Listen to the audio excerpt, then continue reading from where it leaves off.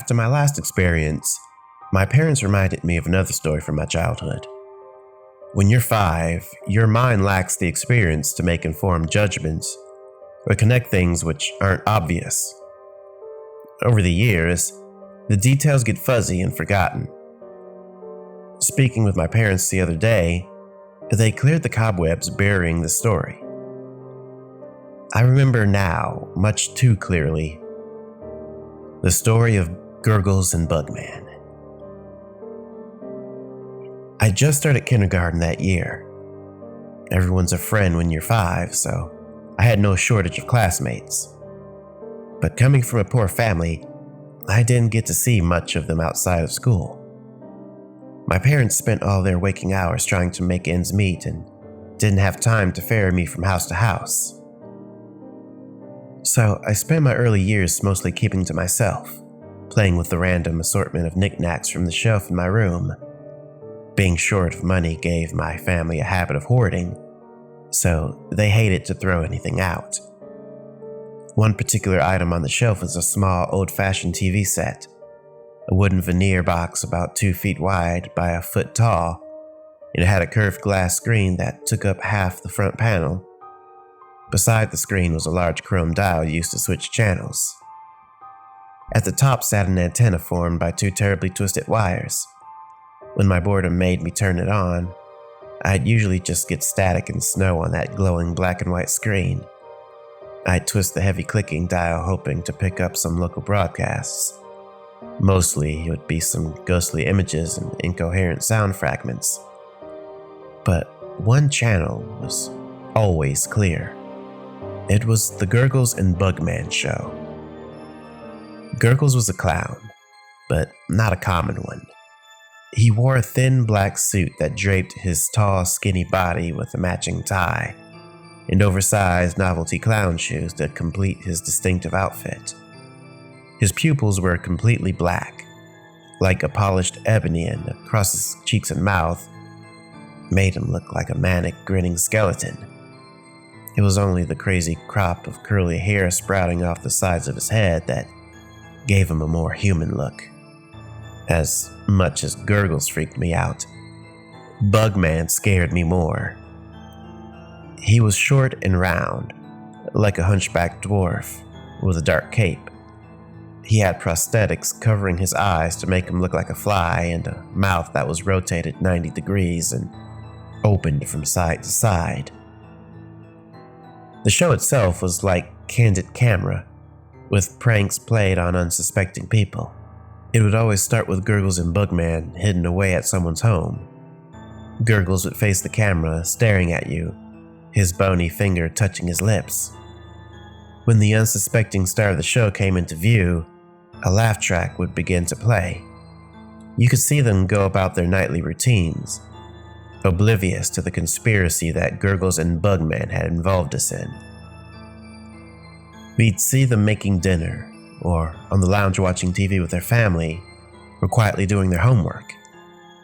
Then watch as Gurgles and Bugman stole their pen, or moved their glass, or made things disappear behind their backs. The camera angles would change as Gurgles and Bugman shifted their hiding place from the dark corners of a room to the cupboards, to the ceiling, or under the furniture, all the while looking back at you and winking. The closer they got, the louder and more laughter from the soundtrack. Eventually, when everyone went to sleep, a victim would be chosen for their prank.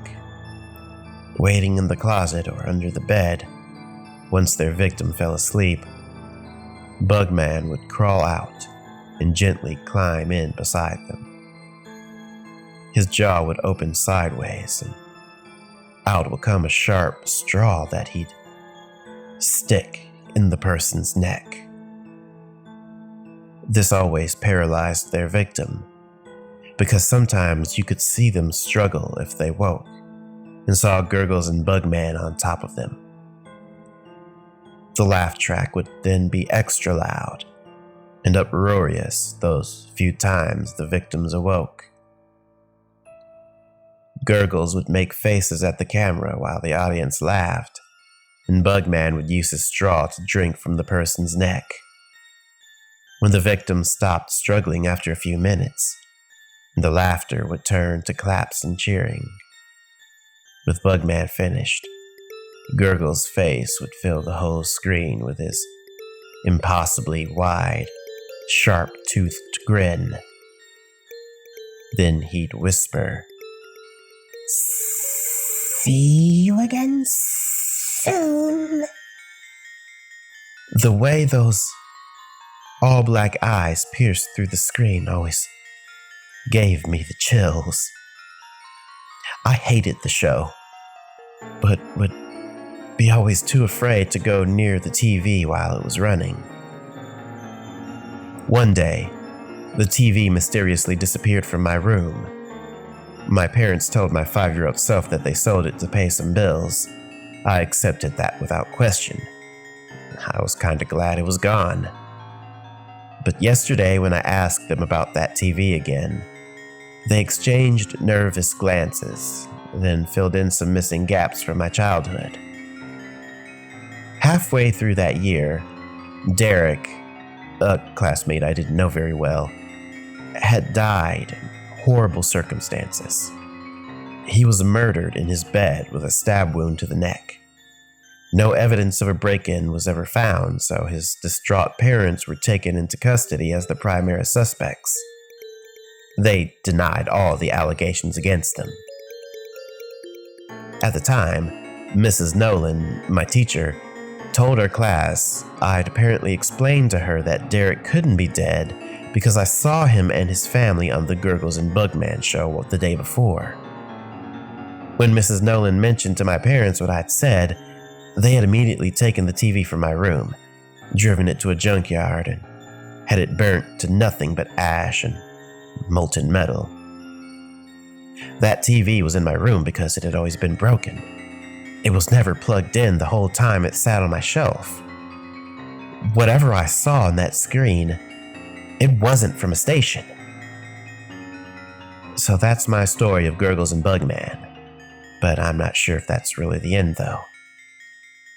After all, do Gurgles and Bugman still perform their nightly show for some unsuspecting viewer somewhere in this world?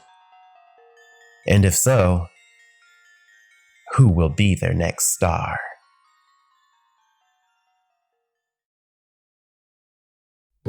Hey folks, NerdxCorexCreep here. Hope you enjoyed the video. If you did, be sure to leave a like or a comment. Make sure you subscribe if you haven't already, and share the channel with your friends. Also, if you'd like to help support the channel, consider becoming a patron.